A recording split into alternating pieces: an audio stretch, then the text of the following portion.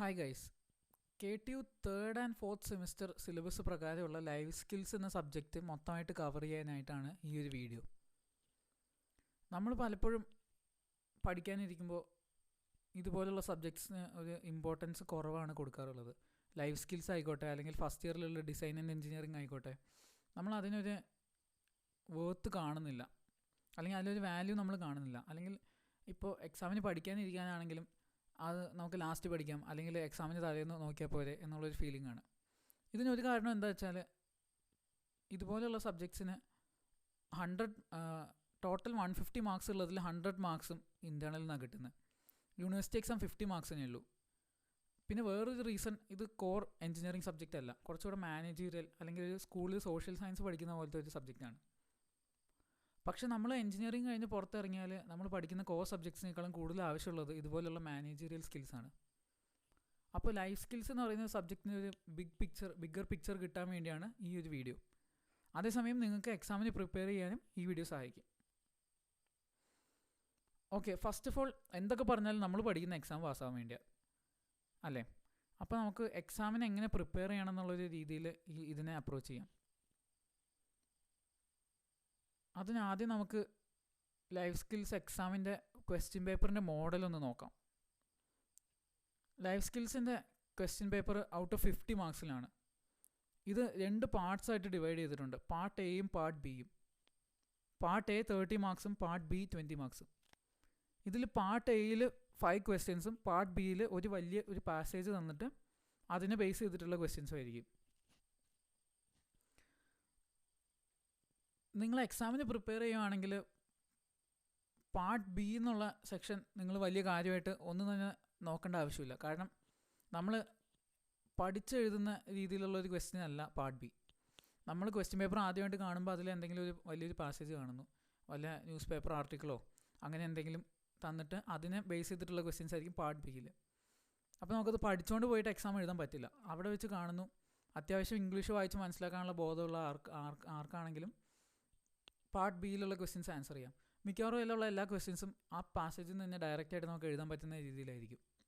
ഇനി പാർട്ട് എയിലുള്ള first 5 questions 30 mark weightage ഉള്ള ഈ ക്വസ്റ്റ്യൻസ് വന്നിട്ട് സിലബസിൽ പറയുന്ന കുറച്ച് കാര്യങ്ങൾ ബേസ് ചെയ്തിട്ടായിരിക്കും ചോദിക്കുന്നത്. പക്ഷെ എന്ന് വെച്ചിട്ട് നിങ്ങൾ ഇത് വലിയ കാര്യമായിട്ട് പഠിക്കാനുണ്ടോ എന്നും വിചാരിക്കേണ്ട. കാരണം ഈ പാർട്ട് എയിൽ ചോദിക്കുന്ന ക്വസ്റ്റ്യൻസും വളരെ ജനറലായിട്ട് നമ്മൾ സിലബസ് കണ്ടിട്ടില്ലെങ്കിലും നമ്മുടെ കോമൺ സെൻസ് വെച്ച് നമുക്ക് എഴുതാൻ പറ്റുന്ന രീതിയിലുള്ള ക്വസ്റ്റ്യൻസാണ്. മിക്കവാറും നമ്മളെല്ലാവരും ലൈഫ് സ്കിൽസ് പഠിക്കാൻ തുടങ്ങുന്ന എക്സാമിന് തലേന്നായിരിക്കും. വല്ല നമ്മുടെ ക്ലാസ് ഗ്രൂപ്പിൽ ഏതെങ്കിലും വല്ല ക്വസ്റ്റ്യൻ പേപ്പറോ അല്ലെങ്കിൽ സിലബസോ എന്തെങ്കിലും ഇട്ടിട്ട് അത് കണ്ടിട്ടുണ്ടോ, ഇത് പഠിച്ചോ എന്നൊക്കെ ചോദിക്കുമ്പോഴായിരിക്കും നമ്മൾ ഇത്രയും നാളും ലൈഫ് സ്കിൽസ് അല്ലേ പഠിക്കണോ എന്ന് വിചാരിച്ചിരുന്ന നമ്മൾ അത് കാണുമ്പോഴായിരിക്കും അയ്യോ ഇനി ഇതിൽ വലിയ കാര്യമായിട്ട് എന്തെങ്കിലും ഉണ്ടോ എന്നുള്ളൊരു പേടി നമുക്ക് തോന്നുന്നത്. അതുപോലുള്ളൊരു ഫീലിംഗ് നമുക്ക് ഒഴിവാക്കാനായിട്ടാണ് ഈ വീഡിയോ. അപ്പോൾ നമുക്ക് ഈ പാർട്ട് എയിലുള്ള ഫസ്റ്റ് 5 ക്വസ്റ്റ്യൻസ് ആൻസർ ചെയ്യാനായിട്ട് സിലബസിൻ്റെ സ്ട്രക്ചർ എന്താണെന്ന് നോക്കാം. അൺലൈക്ക് അതർ സബ്ജക്ട്സ്, ലൈഫ് സ്കിൽസിന് 5 മൊഡ്യൂളേ ഉള്ളൂ. ഈ 5 മൊഡ്യൂളും വളരെ ഡൈവേഴ്സ് ആയിട്ടുള്ള കാര്യങ്ങളെക്കുറിച്ച് പറയുന്നുണ്ട്. പക്ഷേ എല്ലാത്തിനും ഒരു സ്പെസിഫിക് തീമുണ്ട്. ആ തീമാണ് ഇവിടെ കൊടുത്തിട്ടുള്ളത്. ഇപ്പോൾ ഫസ്റ്റ് മൊഡ്യൂളിൽ കമ്മ്യൂണിക്കേഷനെ കുറിച്ചാണ് പറയുന്നത്.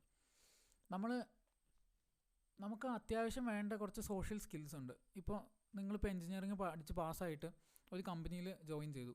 അപ്പോൾ കമ്പനിയിലുള്ള ബാക്കിയുള്ള കോവർക്കേഴ്സുമായിട്ട് കമ്മ്യൂണിക്കേറ്റ് ചെയ്യണോ, അതെങ്ങനെയാണ് കമ്മ്യൂണിക്കേറ്റ് ചെയ്യേണ്ടത്, എന്തിനാണ് കമ്മ്യൂണിക്കേറ്റ് ചെയ്യേണ്ടത്, അല്ലെങ്കിൽ ബാക്കിയുള്ളവർ പറയുന്നത് അവർ കൺവേ ചെയ്യാൻ ഉദ്ദേശിക്കുന്ന ഐഡിയാസ് നമ്മളെങ്ങനെ മനസ്സിലാക്കണം, അങ്ങനെയുള്ള കാര്യങ്ങളൊക്കെയാണ് ഈ കമ്മ്യൂണിക്കേഷനിൽ വരുന്നത്. നെക്സ്റ്റ് മൊഡ്യൂൾ 2 വരുന്ന ക്രിയേറ്റിവിറ്റിനെ കുറിച്ചാണ്. ക്രിയേറ്റിവിറ്റി ഇന്നോവേഷൻ തമ്മിലുള്ള വ്യത്യാസം എന്താണ്, അല്ലെങ്കിൽ നമ്മളെ ഒരു പ്രോബ്ലം സോൾവ് ചെയ്യുമ്പോൾ എങ്ങനെയാണ് ചിന്തിക്കേണ്ടത്, ക്രിയേറ്റീവ് തിങ്കിങ്ങും ക്രിറ്റിക്കൽ തിങ്കിങ്ങും തമ്മിലുള്ള ഡിഫറൻസ് എന്താണ്, അതുപോലുള്ള കാര്യങ്ങളൊക്കെയാണ് മൊഡ്യൂൾ 2 എക്സ്പ്ലോർ ചെയ്യുന്നത്. Module 3 team work. എന്തായാലും ഇന്നത്തെ ലോകത്ത് നമുക്ക് എന്തെങ്കിലും അച്ചീവ് ചെയ്യണമെന്നുണ്ടെങ്കിൽ ഒരു ടീമായിട്ട് വർക്ക് ചെയ്തിട്ടേ കാര്യമുള്ളൂ. അപ്പോൾ നമ്മൾ ബാക്കിയുള്ള ഇപ്പോൾ നമുക്കൊരു ടീം കിട്ടിയാൽ എപ്പോഴും നമുക്ക് ഇഷ്ടമുള്ളവരായിരിക്കണം എന്നില്ല ആ ടീമിൽ നമ്മുടെ കൂടെ ഉണ്ടാവുക. അപ്പോൾ നമ്മളെങ്ങനെ അവരുമായിട്ട് കോപ്പ് ചെയ്യും, അല്ലെങ്കിൽ ഇപ്പോൾ നിങ്ങളെന്തായാലും നിങ്ങളുടെ ഒരു കരിയറിൽ ഒരു ടീമിൽ വർക്ക് ചെയ്യുന്ന റോളും ഉണ്ടാവും, അല്ലെങ്കിൽ ഒരു ടീം ലീഡ് ചെയ്യുന്ന റോളും നിങ്ങൾക്കുണ്ടാവും. അപ്പോൾ ഡിഫറെൻറ്റ് ഒപ്പീനിയൻസ് ഉള്ളവരെ എങ്ങനെ മാക്സിമം പ്രൊഡക്റ്റീവായിട്ട് കൊണ്ട് ഒരു ടീമിൽ വർക്ക് ചെയ്യിപ്പിക്കാം, അല്ലെങ്കിൽ കോൺഫ്ലിക്ട്സ് എങ്ങനെ അവോയ്ഡ് ചെയ്യാം എന്നുള്ള കാര്യങ്ങളൊക്കെയാണ് ടീം വർക്കിൽ പറയുന്നത്. 4th module morals. ഇത് ആക്ച്വലി ഭയങ്കര ഇൻട്രസ്റ്റിംഗ് ആയിട്ടുള്ളൊരു ടോപ്പിക്കാണ്. എന്താണ് ശരി, എന്താണ് തെറ്റ്? നമ്മളൊരു നിയമപ്രകാരം ഒരാൾ ശരി ചെയ്തു അല്ലെങ്കിൽ തെറ്റ് ചെയ്തു എന്ന് പറയുന്നത് അയാളുടെ പോയിൻ്റ് ഓഫ് വ്യൂവിൽ നിന്ന് നോക്കുമ്പോൾ അയാൾ ശരിക്കും തെറ്റാണോ ചെയ്തത്, ശരിയാണോ ചെയ്തത്, ഇങ്ങനെയുള്ള കാര്യങ്ങളൊക്കെയാണ് മോറൽസ് എന്ന് പറയുന്ന 4th മൊഡ്യൂളിൽ പറയുന്നത്. 5th മൊഡ്യൂളിൻ്റെ തീം എന്ന് പറയുന്നത് ലീഡർഷിപ്പാണ്. ഇപ്പോൾ കുറച്ച് മുമ്പേ പറഞ്ഞു, ഒരു ടീമിൽ പലരും ഉണ്ടാവാം, അവർക്ക് തമ്മിൽ കോൺഫ്ലിക്റ്റിംഗ് ആയിട്ടുള്ള ഒപ്പീനിയൻ ഉണ്ടാവാം, അവരെ എങ്ങനെ ഒരുമിച്ച് കൊണ്ടുപോകണം, അതിനെ ആസ്പദമാക്കിയിട്ടാണ് 5th മൊഡ്യൂളിൽ ലീഡർഷിപ്പിനെ കുറിച്ച് പറയുന്നത്.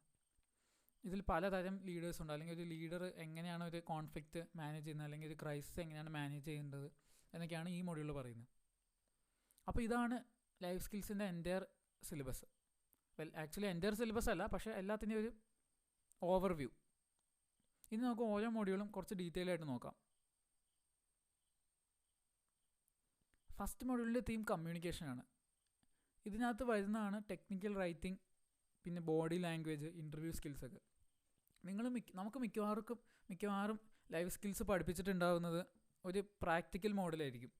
എന്തെങ്കിലുമൊക്കെ ഗ്രൂപ്പ് ഡിസ്കഷൻ നടത്തുക, പ്രസൻറ്റേഷൻ ചെയ്യുക, അല്ലെങ്കിൽ എന്തെങ്കിലും ലെറ്റർ റൈറ്റിങ്ങും ഇമെയിൽ റൈറ്റിങ്ങും ഒക്കെ അസൈൻമെൻ്റ് ആയിട്ട് തന്നിട്ടുണ്ടാവും. ഇതൊക്കെ ഈ കമ്മ്യൂണിക്കേഷൻ എന്ന് പറയുന്ന തീമിൻ്റെ അടിയിൽ വരുന്ന കാര്യങ്ങളാണ്.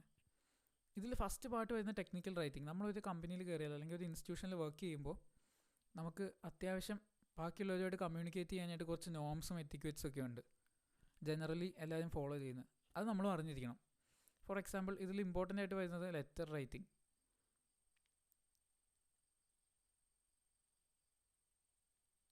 നമ്മളൊരു കമ്പനിയിൽ കയറിയാൽ ബാക്കിയുള്ളവരുമായിട്ട് കമ്മ്യൂണിക്കേറ്റ് ചെയ്യുന്നതിന് കുറച്ച് കാര്യങ്ങൾ നമ്മൾ ഫോളോ ചെയ്യേണ്ടതായിട്ടുണ്ട്. ലെറ്റർ റൈറ്റിംഗ്, അല്ലെങ്കിൽ നമ്മൾക്കിപ്പോൾ ഒരു ജോലി വേണം, അപ്പോൾ നമ്മൾ നമ്മുടെ പോസിബിൾ എംപ്ലോയറിന് നമ്മൾ എങ്ങനെ നമ്മുടെ ഇത് പ്രസൻറ്റ് ചെയ്യും, ബയോഡേറ്റ അല്ലെങ്കിൽ റെസ്യൂമേ, പിന്നെ ഒരു ഇവൻറ്റ് നടത്തിയതിന് ശേഷം അതിൻ്റെ റിപ്പോർട്ട് എങ്ങനെ വെക്കും, ഇതുപോലുള്ള കാര്യങ്ങളൊക്കെ എങ്ങനെയാണ് ചെയ്യേണ്ടതെന്ന് നമ്മൾ ബിഫോർ ഹാൻഡായിട്ട് അറിഞ്ഞിരിക്കണം. അതിനുവേണ്ടിയാണ് നമ്മളെ കൊണ്ട് ഈ ലെറ്ററൊക്കെ എഴുതിക്കുന്നത്. മിക്കവാറും ഈ പാർട്ട് എയിലുള്ള 5 ക്വസ്റ്റ്യൻസിൽ ഏതെങ്കിലും ഒരു ക്വസ്റ്റ്യനെങ്കിലും ഇതുപോലുള്ള എന്തെങ്കിലും ഒരു കോൺസെപ്റ്റ് വെച്ചിട്ടായിരിക്കും. ഒരു ലെറ്റർ എഴുതുക, അല്ലെങ്കിൽ ഒരു റിപ്പോർട്ട് എഴുതുക, അല്ലെങ്കിൽ ഒരു ഇമെയിൽ എഴുതുക. മിക്കവാറും ഇങ്ങനെയുള്ള ക്വസ്റ്റ്യൻസിൽ നിങ്ങൾക്ക് എന്തെങ്കിലും ഒരു സിറ്റുവേഷൻ തരും, എന്നിട്ട് അതിന് റിയാക്ട് ചെയ്യുന്നത് പോലെയായിട്ട് എന്തെങ്കിലും കണ്ടൻറ്റ് റൈറ്റിംഗ് തീമിലുള്ള ക്വസ്റ്റ്യൻ ആയിരിക്കും വരുന്നത്. അടുത്ത കോൺസെപ്റ്റ് വരുന്നത് നോൺ വെർബൽ കമ്മ്യൂണിക്കേഷനാണ്, ബോഡി ലാംഗ്വേജ്. ഇത് നമുക്ക് കാര്യമായിട്ട് എക്സാമിന് പഠിക്കേണ്ട രീതിയിലൊന്നും നോക്കിയിട്ട് പോകേണ്ട ആവശ്യമില്ല. കാരണം അത്യാവശ്യം കോമൺ സെൻസ് ഉള്ള ആർക്കും പറയാൻ പറ്റും. ഇപ്പോൾ ഞാൻ ഒരാൾ മിണ്ടുമ്പോൾ വേറൊരാൾ കൈ കെട്ടി വാച്ച് നോക്കി നിൽക്കുന്നുണ്ടെങ്കിൽ അയാൾക്ക് കേൾക്കാൻ താല്പര്യമില്ല. അങ്ങനെ നമ്മുടെ കോമൺ സെൻസ് വെച്ച് നമുക്ക് പറയാൻ പറ്റുന്ന കാര്യങ്ങളേ ഉള്ളൂ ബോഡി ലാംഗ്വേജിനകത്ത്. പിന്നെ ഇൻ്റർവ്യൂ സ്കിൽസ്. ഇതിനകത്താണ് ഗ്രൂപ്പ് ഡിസ്കഷൻ, ഡിബേറ്റും വരുന്നത്. എന്താണ് ഒരു ഗ്രൂപ്പ് ഡിസ്കഷൻ, അല്ലെങ്കിൽ എന്താണ് ഒരു ഡിബേറ്റ്, ഇത് തമ്മിലുള്ള ഡിഫറൻസ് എന്താണ്?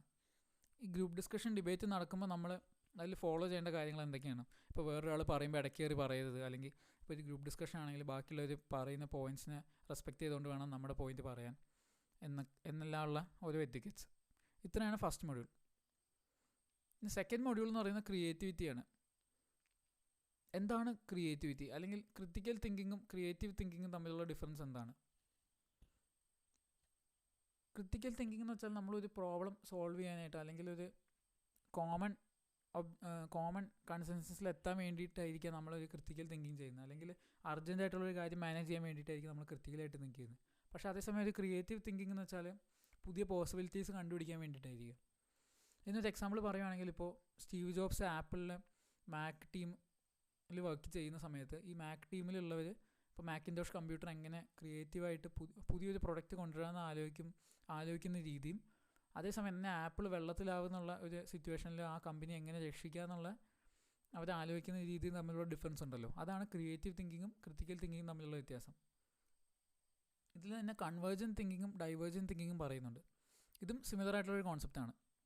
പിന്നെ നമ്മളൊരു പ്രോബ്ലം എങ്ങനെ അപ്രോച്ച് ചെയ്യാം, നമുക്കതെങ്ങനെ ക്രിയേറ്റീവായിട്ട് സോൾവ് ചെയ്യാം എന്നെല്ലാം ഉള്ളതാണ് പ്രോബ്ലം സോൾവിങ് ടെക്നിക്സും ഈ മൈൻഡ് മാപ്പിങ്ങും ഒക്കെ. മൈൻഡ് മാപ്പിംഗ് എന്ന് പറയുന്നത് ഒരു ബ്രെയിൻ സ്റ്റോമിങ് ടെക്നിക്കായിട്ട് വേണമെങ്കിൽ നമുക്ക് പറയാം. പിന്നെ നമ്മളിതെങ്ങനെ അനലൈസ് ചെയ്യുന്നു എന്നെല്ലാം ഉള്ളത് ക്രിയേറ്റിവിറ്റിക്ക് അടിയിലാണ് വരുന്നത്. ഇനി അടുത്ത തേർഡ് മൊഡ്യൂൾ എന്ന് പറയുന്നത് ടീം വർക്കാണ്. ഒരു ഗ്രൂപ്പ് ഓഫ് പീപ്പിൾ എപ്പോഴാണ് ഒരു ടീം ആവുന്നത്, അല്ലെങ്കിൽ ഒരു ഗ്രൂപ്പും ഒരു ടീമും തമ്മിലുള്ള ഡിഫറൻസ് എന്താണ്?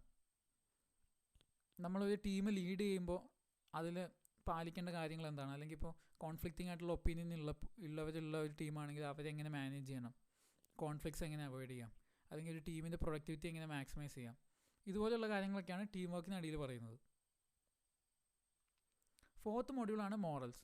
മോറൽസ് എന്ന് പറഞ്ഞാൽ വളരെ ഒരു ഫിലോസഫിക്കൽ അല്ലെങ്കിൽ സൈക്കോളജിക്കൽ ഏരിയയുടെ അടിയിൽ വരുന്നതാണ്. എന്താണ് ശരി അല്ലെങ്കിൽ എന്താണ് തെറ്റ്.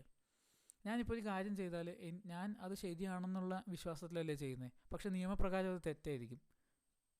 അപ്പോൾ ആക്ച്വലി എന്താണ് ശരി, എന്താണ് തെറ്റ്. ഇതിന് നല്ലൊരു എക്സാമ്പിൾ പറയുവാണെങ്കിൽ ഇൻഫിനിറ്റി വാർ ഫിലിമിലുള്ള താനോസ് അയാൾ ചെയ്യുന്ന കാര്യങ്ങളും ഇതിനൊരു എക്സാമ്പിളായിട്ട് പറയാം.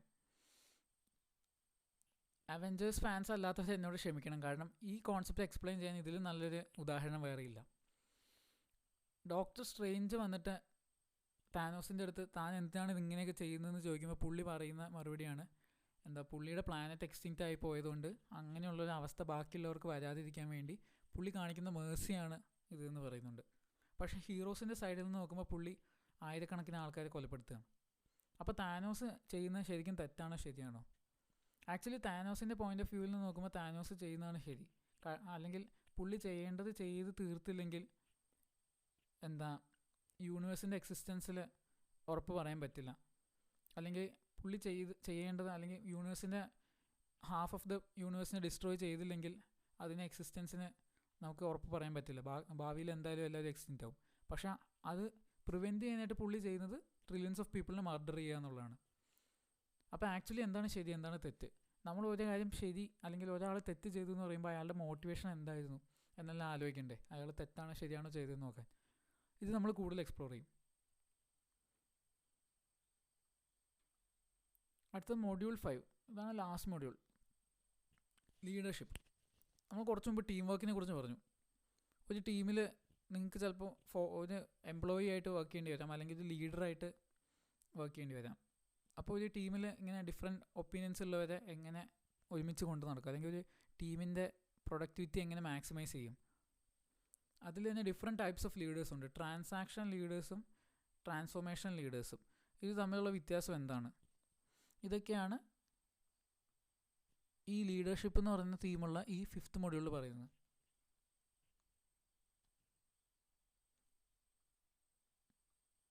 ഇനി നമുക്ക് കുറച്ച് പ്രീവിയസ് ഇയർ ക്വസ്റ്റ്യൻസ് അറ്റംപ്റ്റ് ചെയ്ത് നോക്കാം. ഞാൻ എന്നോട് ചോദിക്കുന്ന എല്ലാ ഫ്രണ്ട്സിനോടും പറയുന്നത് ഒരു എക്സാമിന് പ്രിപ്പയർ ചെയ്യുമ്പോൾ പ്രീവിയസ് ഇയർ ക്വസ്റ്റ്യൻസ് എടുത്ത് ചെയ്ത് നോക്കുക. ഇൻഫാക്റ്റ് നിങ്ങൾ ഒന്നും പഠിച്ചിട്ടില്ല, എക്സാമിന് തലേന്നാണ് ആദ്യമായിട്ട് ബുക്ക് തുറക്കുന്നതെങ്കിലും നിങ്ങൾ പഴയ കുറച്ച് ക്വസ്റ്റ്യൻസ് എടുത്ത് ചെയ്ത് നോക്കിയാൽ നിങ്ങൾക്ക് ഒരു ഓവറോൾ ഫീൽ കിട്ടും. കാരണം ഒന്നാമത് KTU ആണ്, മിക്കവാറും ഒരു 100% ചാൻസും പ്രീവിയസ് ഇയറിൽ ചോദിച്ചിട്ടുള്ള ക്വസ്റ്റ്യൻസ് അവർ റിപ്പീറ്റ് ചെയ്ത് ചോദിക്കും. ഇനി അഥവാ ചോദിച്ചില്ലെങ്കിലും നിങ്ങൾ ഈ പഴയ ക്വസ്റ്റ്യൻസ് ഒക്കെ ചെയ്ത് നോക്കുമ്പോഴേക്കും നിങ്ങൾക്ക് ഓവറോൾ സിലബസിൻ്റെ ഒരു ബിഗ് പിക്ചർ കിട്ടും. കാരണം ഓരോ മൊഡ്യൂളിൽ നിന്ന് ഇമ്പോർട്ടൻ്റ് ആയിട്ടുള്ള കാര്യങ്ങളെക്കുറിച്ച് മാത്രമേ ചോദിച്ചിട്ടുണ്ടാവുള്ളൂ. ഇപ്പോൾ ഞാൻ ഈ 5 മൊഡ്യൂളിൽ എക്സ്പ്ലെയിൻ ചെയ്തപ്പോഴും അതിലുള്ള എല്ലാ പോയിൻറ്റ്സും പറഞ്ഞില്ല, ഇമ്പോർട്ടൻ്റ് ആയിട്ട് തോന്നിയിട്ടുള്ള കുറച്ച് കാര്യങ്ങൾ മാത്രമേ പറഞ്ഞിട്ടുള്ളൂ. ഇനിയിപ്പോൾ നമ്മൾ ക്വസ്റ്റ്യൻ ചെയ്യുമ്പോൾ നിങ്ങൾക്ക് മനസ്സിലാവും ഈ ക്വസ്റ്റ്യൻസ് എല്ലാം ചോദിച്ചിട്ടുള്ളത് ഈ പറഞ്ഞ പോയിൻറ്റ്സിനെ ബേസ് ചെയ്തിട്ട് മാത്രമേ ഉള്ളൂ. അപ്പോൾ ലൈഫ് സ്കിൽസ് എന്ന് മാത്രമല്ല, എഞ്ചിനീയറിംഗ് സബ്ജക്റ്റ് ആണെങ്കിലും ഏത് സബ്ജക്റ്റ് ആണെങ്കിലും നിങ്ങൾക്ക് പ്രീവിയസ് ഇയർ ക്വസ്റ്റ്യൻ പേപ്പർ ചെയ്ത് നോക്കിയാൽ ഒരു എക്സാമിന് തലേന്ന് ഇമ്പോർട്ടൻ്റ് ആയിട്ടുള്ള പല കാര്യങ്ങളും ഫാസ്റ്റായിട്ട് പഠിക്കാൻ പറ്റും.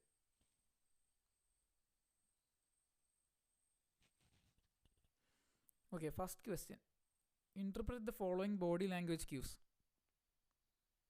showing open palms, tapping fingers, spreading legs with hands on hips, biting nails.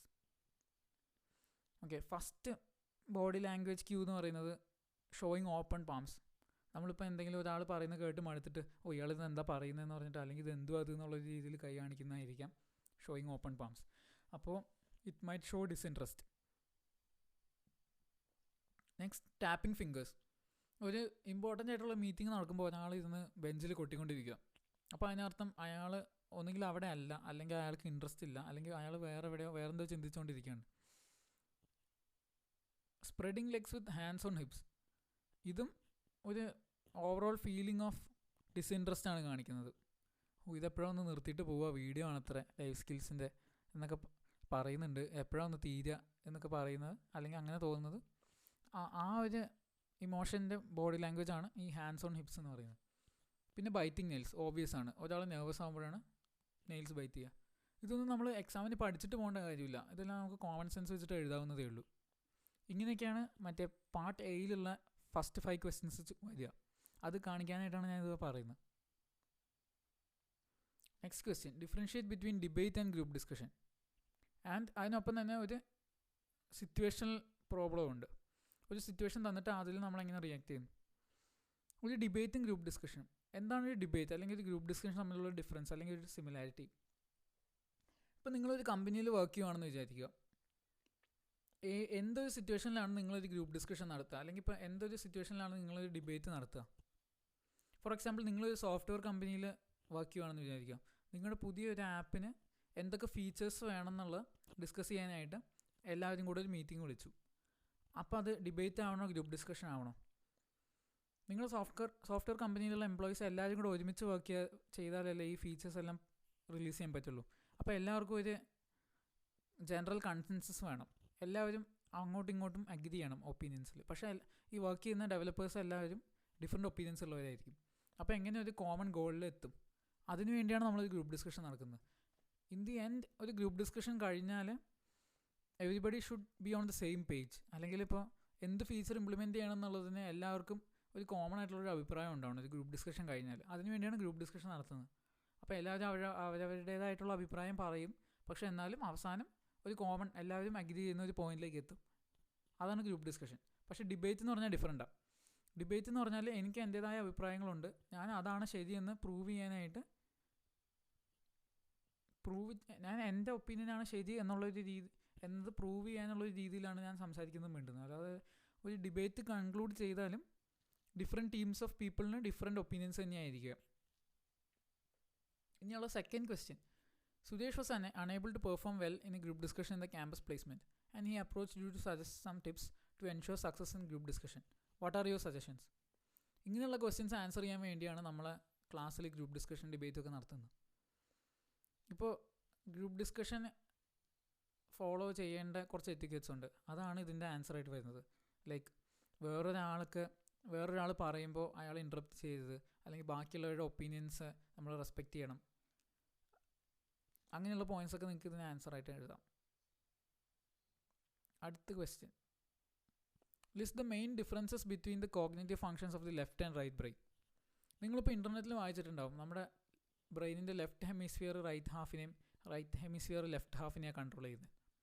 അതുപോലെ തന്നെ നിങ്ങൾ ഇതും വായിച്ചിട്ടുണ്ടാവാം, ലെഫ്റ്റ് ഹെമിസ്ഫിയർ കുറച്ചുകൂടെ അനലിറ്റിക്കലും ജഡ്ജ്മെൻറ്റിലും, അതേസമയം റൈറ്റ് ഹെമിസ്ഫിയർ കുറച്ചുകൂടെ റിബല്യസും ക്രിയേറ്റീവും ആണെന്ന്.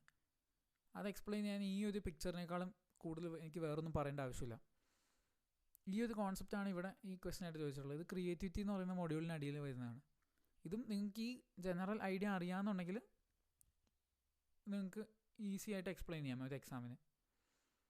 നമ്മളിപ്പോൾ ഒരു മാത്ത് പ്രോബ്ലം ചെയ്യുന്നതും ഒരു പടം വരയ്ക്കുന്നതും കൺട്രോൾ ചെയ്യുന്നതിൽ കൂടുതൽ ഇമ്പോർട്ടൻസ് ഉള്ളത് മാത്ത് പ്രോബ്ലം ആണെങ്കിൽ ലെഫ്റ്റ് ബ്രെയിനും,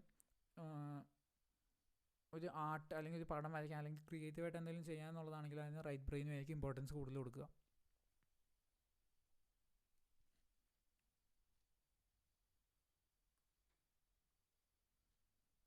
അടുത്ത question, identify which of the following problems on solving require convergent thinking and which require divergent thinking. ഇത് ക്രിയേറ്റീവ് തിങ്കിങ്ങും ക്രിറ്റിക്കൽ തിങ്കിങ്ങും പറഞ്ഞതുപോലെയാണ്. കൺവേർജൻറ്റ് തിങ്കിങ്ങും ഡൈവേർജൻറ്റ് തിങ്കിങ്ങും ഇത് തമ്മിലുള്ള ഡിഫറൻസ് എന്താണ്? നമുക്ക് ഈ എക്സാമ്പിൾസ് വെച്ചിട്ട് നോക്കാം. What happens when the air V breath is green in colour. ഇതിന് ഇങ്ങനൊരു സിറ്റുവേഷൻ വന്നാൽ ഇതിന് മിക്കവാറും ഒരു പോസിബിലിറ്റി ഉണ്ടാവുള്ളൂ, അത് സയൻസ് വെച്ചിട്ട് എക്സ്പ്ലെയിൻ ചെയ്യുന്ന എന്തെങ്കിലും ഒരു കാരണമായിരിക്കും. അത് ഇവിടെയാണ് കൺവേർജൻറ്റ് തിങ്കിങ് വരുന്നത്.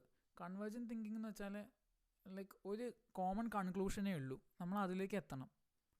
അപ്പോൾ നമ്മൾ ബ്രീത്ത് ചെയ്യുന്ന എയർ ഗ്രീൻ കളർ ആണെങ്കിൽ മേ ബി അതിൻ്റെ കാരണം നമ്മൾ താമസിക്കുന്ന ഒരു ഫാക്ടറീൻ്റെ അടുത്തായിരിക്കാം. അവർ വേസ്റ്റ് വരുന്ന കെമിക്കൽസ് പുറത്ത് പ്രോപ്പറായിട്ട് ഡിസ്പോസ് ചെയ്യാത്തത് കൊണ്ടായിരിക്കാം എയറിന് ഗ്രീൻ കളർ വന്നത്. അപ്പോൾ ഇതിനൊരു സർട്ടൻ ഔട്ട്കമേ ഉള്ളൂ.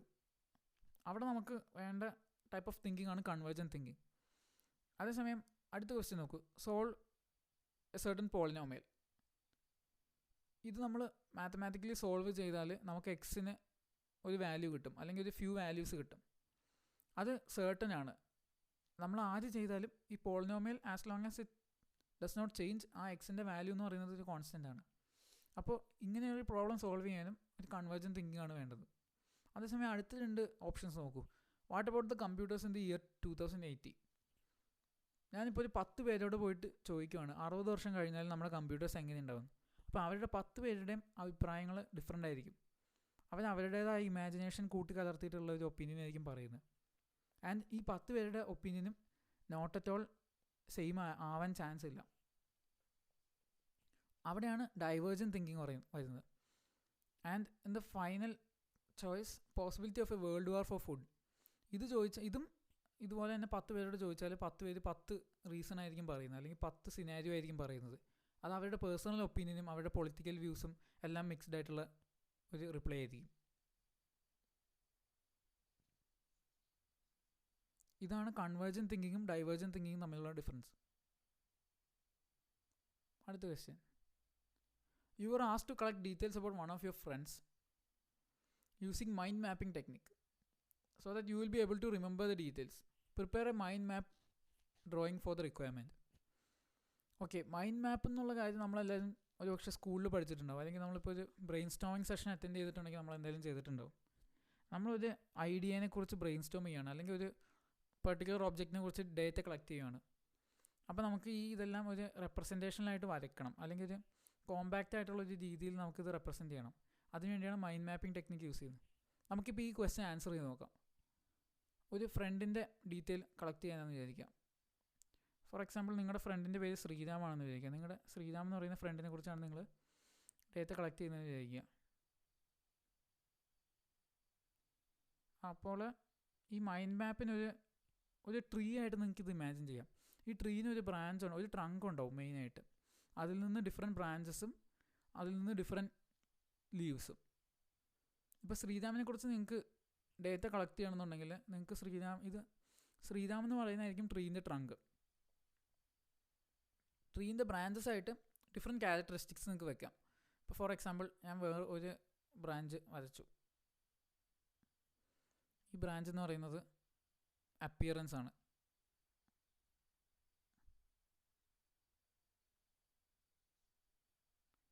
ഓക്കെ, ശ്രീരാം എന്ന് പറയുന്നൊരു ട്രങ്ക്, അതിലൊരു ബ്രാഞ്ചാണ് അപ്പിയറൻസ്. ഈ അപ്പിയറൻസിൽ ഇനി എന്തൊക്കെ ഉണ്ടാവാം? ഇതാണ് ഈ ബ്രാഞ്ചിൻ്റെ ലീവ്സ്. അപ്പോൾ നിങ്ങൾക്ക് ഈ അപ്പിയറൻസിൻ്റെ ഓരോ ട്രേറ്റ്സ് നിങ്ങൾക്ക് ഈ ബ്രാഞ്ചിൽ ലീവ്സ് ആയിട്ട് വെക്കാം. ഇതിലിപ്പോൾ ഫോർ എക്സാമ്പിൾ ലോങ് ഹെയർ.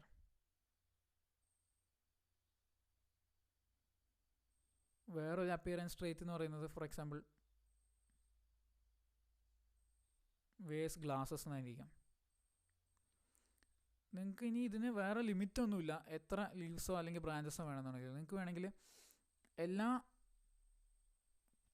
എല്ലാ ട്രേറ്റിനും നിങ്ങൾക്ക് വേണമെങ്കിൽ ഒരു സബ് കാറ്റഗറി കൂടെ വെക്കാം.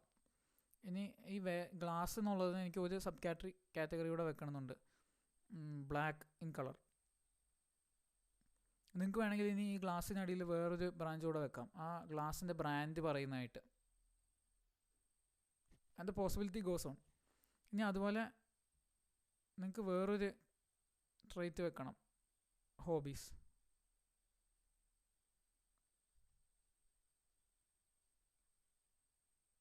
ഈ ഹോബീസിനിടയിൽ ഇപ്പോൾ ഫോർ എക്സാമ്പിൾ റീഡിങ് ആണെന്ന് വിചാരിക്കുക. റീഡിങ്ങിൻ്റെ ഇടയിൽ ഡിഫറെൻറ്റ് ടൈപ്സ് ഓഫ് ബുക്സ് വെക്കാം. For example non fiction. ഇപ്പോൾ കണ്ടില്ലേ, ഇതാണ് ഒരു മൈൻഡ് മാപ്പ്. ഇത് വെച്ചിട്ട് നമുക്ക് ഇപ്പോൾ നിങ്ങളുടെ ഒരു ഫ്രണ്ടിൻ്റെ ഡീറ്റെയിൽസ് കളക്ട് ചെയ്യാം. ഈ ടെക്നിക്കിന് മാത്രമേ ഇവിടെ ഇമ്പോർട്ടൻസ് ഉള്ളൂ. നിങ്ങൾ എന്ത് എഴുതുന്നു എന്നുള്ളത് നിങ്ങളുടെ ക്രിയേറ്റിവിറ്റി അനുസരിച്ച് നിങ്ങൾക്ക് എന്ത് വേണമെങ്കിലും എഴുതാം. അടുത്ത question. 2 professors initiated to give an engineering design task based on their course and decided to team students based on the CGPA. Professor A teamed students such that the students having the same CGPA form one team, and Professor B teamed students such that each team contains students having different range of CGPA values. എന്താ വെച്ചാൽ 2 professors ഒരു activity ചെയ്യാനായിട്ട് ഒരാൾ top മാർക്കുള്ളവരെ മാത്രം, അല്ലെങ്കിൽ ഇപ്പോൾ same മാർക്കുള്ള ഒരു group of സ്റ്റുഡൻസിനെ മാത്രം സെലക്ട് ചെയ്തു. മറ്റേ ടീച്ചർ വന്നിട്ട് പുള്ളിയുടെ ഗ്രൂപ്പിലെ എല്ലാ റേഞ്ച് ഓഫ് മാർക്സ് കിട്ടിയ കുട്ടികളും ഇൻക്ലൂഡ് ചെയ്തു. Out of these teams identify heterogeneous and homogeneous teams. നമുക്കറിയാം ഹെട്രോജിനസ് എന്ന് പറയുന്ന വാക്കിൻ്റെ അർത്ഥം ഡിഫറൻ്റ് എന്നും ഹോമോജിനസ് എന്ന് പറഞ്ഞ വാക്കിൻ്റെ അർത്ഥം സെയിം എന്നുമാണ്. അപ്പോൾ പ്രൊഫസർ എയിൻ്റെ ടീമിൽ സെയിം റേഞ്ച് ഓഫ് മാർക്സ് കിട്ടിയ സ്റ്റുഡൻസ് മാത്രമേ ഉള്ളൂ. അതൊരു ഹോമോജിനസ് ടീമാണ്. അതേസമയം പ്രൊഫസർ ബീൻ്റെ ടീമിൽ എല്ലാ റേഞ്ച് ഓഫ് മാർക്സ് കിട്ടിയ ഒരു സ്റ്റുഡൻ്റെങ്കിലും ഉണ്ട്. അപ്പോൾ അത് ഹെട്രോജനസ് ടീമാണ്. അതിൽ ഡിഫറെൻറ്റ് റേഞ്ച് ഓഫ് പീപ്പിൾ ഉണ്ട്. Second question, by which teaming a better outcome is expected. മിക്കവാറും നമ്മളെല്ലാവരും പറയുന്ന ടീം ബി എന്ന് തന്നെയായിരിക്കും. കാരണം ടീം എ എന്ന് പറഞ്ഞാൽ ഒരു കോമൺ ക്യാരക്ടറിസ്റ്റിക് ഉള്ള ഒരു ഗ്രൂപ്പ് ഓഫ് പീപ്പിളാണ്. എല്ലാവർക്കും ഹൈ മാർക്സ് ഉണ്ടെന്ന് വിചാരിക്കുക. മിക്കവാറും അവരുടെ എല്ലാവരുടെയും തിങ്കിങ് ഒരു റേഞ്ചിലായിരിക്കും. അവർ തമ്മിൽ കോൺഫ്ലിക്ട്സ് ഉണ്ടാവാൻ ചാൻസ് കുറവായിരിക്കും compared to the other team. മിക്കവാറും അവരുടെ ഒപ്പീനിയൻസ് എല്ലാം സെയിം ആയിരിക്കും, അല്ലെങ്കിൽ they might be on the same page on a wide range of things. അതേസമയം എല്ലാ റേഞ്ചിലുള്ള മാർക്കുള്ള കുട്ടികളെയും കൂടെ ഒരു ഗ്രൂപ്പ് ആക്കുവാണെങ്കിൽ ചിലപ്പോൾ അതിൽ അക്കാഡമിക്കലി കുറച്ച് വീക്കായിട്ടുള്ള ഒരു കുട്ടി ചിലപ്പോൾ ആർട്ടിസ്റ്റിക്കലി ഭയങ്കര ടാലൻറ്റഡ് ആയിരിക്കാം, അല്ലെങ്കിൽ ബാക്കിയുള്ള ആക്ടിവിറ്റീസിൽ സ്കിൽഡ് ആയിട്ടുള്ളവരുണ്ടാവും. അപ്പോൾ അവരുടെ ഒപ്പീനിയൻസ് സ്റ്റാർക്ക്ലി ഡിഫറെൻ്റ് ആയിരിക്കും, അവർ തമ്മിൽ ക്ലാഷ് ഉണ്ടാവും. അപ്പോൾ ഓവറോൾ ഫോർ ദ ടീം അവരുടെ ഔട്ട്കം ബെറ്റർ ആയിരിക്കും ഒരു വെറൈറ്റി ഉള്ള ടീമാണെങ്കിൽ. How heterogeneous and homogeneous teams differ from each other. ഇപ്പോൾ ആദ്യം പറഞ്ഞ പോലെ അവരുടെ റേഞ്ച് ഓഫ് തിങ്കിങ് സെയിം ആയിരിക്കില്ല, അല്ലെങ്കിൽ ഡിഫറെൻ്റ് ആയിരിക്കും, അതുപോലുള്ള കാര്യങ്ങൾ.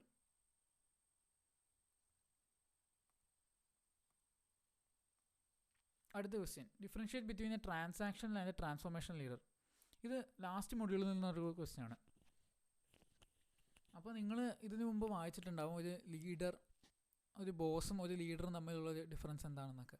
ഈ ക്വസ്റ്റ്യൻ എക്സ്പ്ലനേഷൻ ആയിട്ട് ഞാൻ 2 പിക്ചർ കാണിച്ചാൽ നിങ്ങൾക്ക് മനസ്സിലാവും.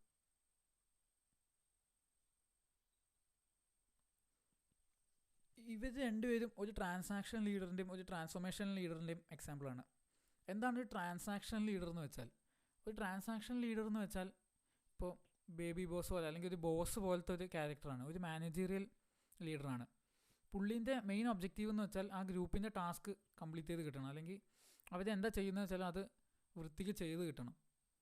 അതിനുവേണ്ടി പുള്ളിയുടെ ഫോളോവേഴ്സിനെ അല്ലെങ്കിൽ എംപ്ലോയീസിനെ ഒബ്സർവ് ചെയ്തിട്ട് അവർ ചെയ്യുന്നതിലുള്ള ഫോൾട്ട്സ് കണ്ടുപിടിക്കുക, അങ്ങനെയുള്ള കാര്യങ്ങളൊക്കെ ചെയ്യാം. അല്ലെങ്കിൽ ഇപ്പോൾ ഒരു കമ്പനീൻ്റെ ഗ്രോത്തിന് വേണ്ടി ഒരു വർക്ക് ചെയ്യുന്ന ഒരാളെ റിവാർഡ് ചെയ്യും, അതേസമയം മര്യാദയ്ക്ക് പണിയെടുക്കാത്ത ഒരാളെ പണിഷ് ചെയ്യും, അല്ലെങ്കിൽ ഇപ്പോൾ ഒരു സാലറിയിൽ ഒരു കുറവ് കൊടുക്കുക, അങ്ങനെ എന്തെങ്കിലും ആക്ഷൻസ് എടുക്കുന്ന ഒരാളാണ് ഒരു ട്രാൻസാക്ഷൻ ലീഡർ. കുറച്ചുകൂടെ ഒരു മാനേജറിയൽ പൊസിഷനാണ് ഒരു ട്രാൻസാക്ഷൻ ലീഡറിൻ്റേത്. അതേസമയം ഒരു ട്രാൻസ്ഫോർമേഷൻ ലീഡർ എന്ന് പറഞ്ഞാൽ പുള്ളി ഒരു സെൽഫിഷ് ഗോൾസിന് അതീതമായിട്ട് വേൾഡിന് എന്ത് നല്ല ചെയ്യാം എന്ന് ചിന്തിക്കുന്ന ഒരാളായിരിക്കും.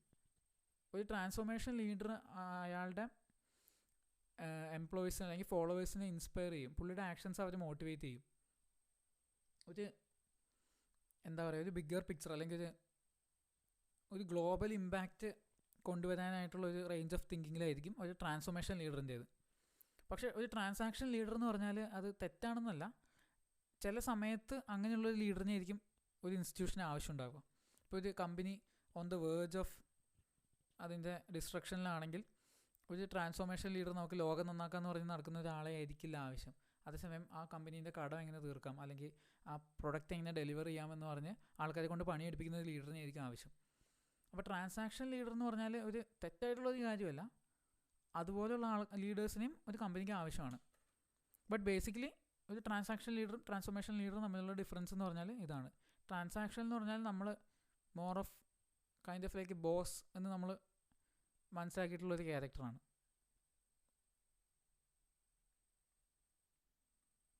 Next question, explain moral reasoning development over different stages according to Kohlberg's theory. ഇത് സിലബസിൽ പറഞ്ഞിട്ടുള്ളൊരു കാര്യമാണ് ഈ കോൾബർഗ്സ് തിയറി. പക്ഷേ നമ്മൾ മിക്കവാറും എല്ലാവരും തന്നെ ഇതുപോലുള്ള വലിയ വാക്കുകളൊക്കെ കണ്ടു കഴിഞ്ഞാൽ ആ വശത്തേക്ക് പോകാറില്ല. പക്ഷേ ഈ ക്വസ്റ്റ്യൻ ഇവിടെ ഞാൻ ഇൻക്ലൂഡ് ചെയ്ത കാര്യം എന്താ വെച്ചാൽ ഇത് വളരെ ഇൻട്രസ്റ്റിംഗ് ആയിട്ടുള്ളൊരു കോൺസെപ്റ്റാണ്. ഒരു എക്സാമിന് പഠിക്കുക എന്നതിലുപരി ഇപ്പോൾ ഒരു ഫിലോസഫിയിലോ അല്ലെങ്കിൽ ഒരു സൈക്കോളജിയിലോ ഇൻട്രസ്റ്റ് ഉള്ള ഒരു പേഴ്സൺ ആണെങ്കിൽ നിങ്ങൾക്ക് ഇതിനെക്കുറിച്ച് വായിക്കാം. ഇത് പറയാനായിട്ട് ഞാൻ പഠിച്ച റിസോഴ്സസ് എല്ലാം ഡിസ്ക്രിപ്ഷനിൽ ലിങ്ക് കൊടുത്തിട്ടുണ്ട്, നിങ്ങൾക്ക് അതുപോയി വേണമെങ്കിൽ വായിക്കാം. ഈ മോറൽ റീസണിങ് ഡെവലപ്മെൻറ്റ് എന്ന് പറഞ്ഞാൽ എന്താണ്? നമുക്ക് എന്താണ് ശരി, എന്താണ് തെറ്റ് എന്നുള്ളൊരു ഫീലിംഗ് ഉണ്ടല്ലോ, അത് നമ്മൾ ചെറുപ്പം മുതലേ ഇങ്ങനെ വളർത്തിയെടുത്ത് നമ്മൾ വളർന്നു വരുന്തോറും ഡെവലപ്പായി വരുന്നൊരു ഐഡിയ ആണ് എന്താണ് ശരി, എന്താണ് തെറ്റ് എന്നുള്ളത്. അതെങ്ങനെ ഡെവലപ്പ് ചെയ്യുന്നു എന്നുള്ളതിനെയാണ് ഈ കോൾബർഗ് എന്ന് പറയുന്ന പുള്ളി പഠിച്ചത്. അപ്പോൾ ഇയാൾ എന്താ ചെയ്തത് വെച്ചാൽ ഒരു ഇമാജിനറി സിറ്റുവേഷൻ ഉണ്ടാക്കി, എന്നിട്ട് അത് പലരോടും ചോദിച്ചു, പല ഏജ് ഗ്രൂപ്പിലുള്ള ആൾക്കാരോടും ചോദിച്ചു, like how would you react if you were in such a position. അപ്പോൾ അവർ അതിന് തരുന്ന റെസ്പോൺസസ് വെച്ചിട്ട് പുള്ളി പഠിച്ചുണ്ടാക്കിയ ഒരു തിയറിയാണ് കോൾബർഗ്സ് തിയറി. ഇതിൽ പുള്ളി പറയുന്ന ഈ മോറൽ ഡെവലപ്മെൻറ്റിന്, മോറൽ റീസണിങ്ങിന് 6 സ്റ്റേജസ് ഉണ്ട്. അതായത് പുള്ളി ക്രിയേറ്റ് ചെയ്ത ഇമാജിനറി സിറ്റുവേഷൻ ഇതാണ്.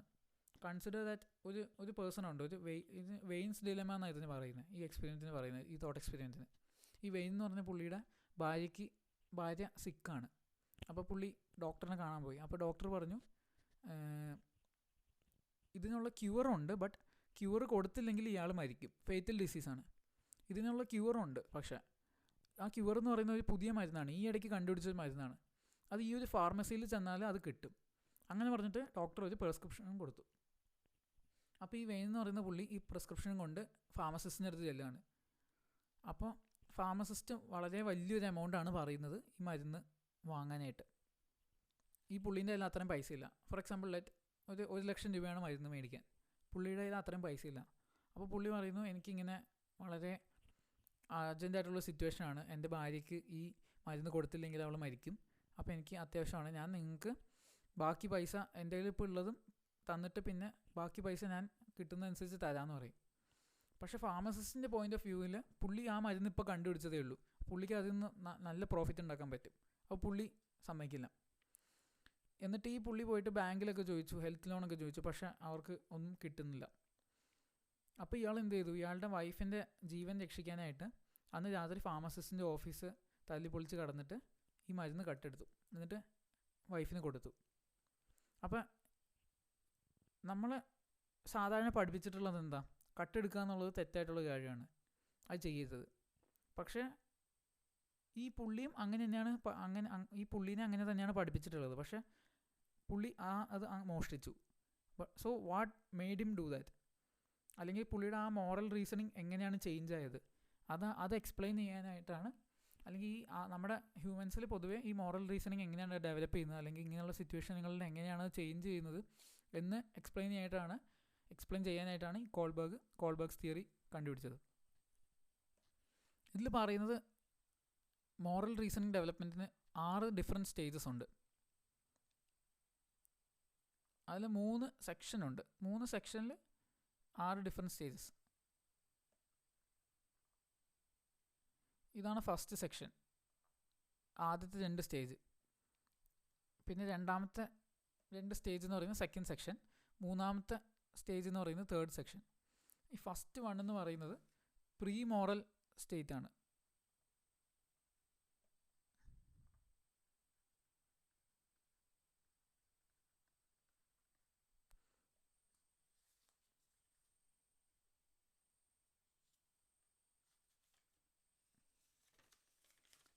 സെക്കൻഡ് സ്റ്റേറ്റ് എന്ന് പറയുന്നത് കൺവെൻഷണൽ.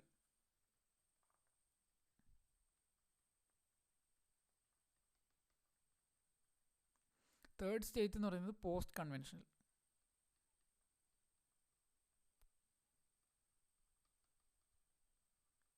ഇനി ഇതിലുള്ള ഓരോ സ്റ്റേജസും നമുക്ക് എക്സ്പ്ലെയിൻ ചെയ്യാം.